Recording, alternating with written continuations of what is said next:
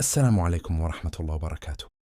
موعد مباراة نادي القوة الجوية ونادي ديالا في دوري نجوم العراق الجولة 28، وتبدأ يوم الأربعاء 16 من شهر إبريل، وتبدأ في الساعة 5 مساء على ملعب المدينة الدولي.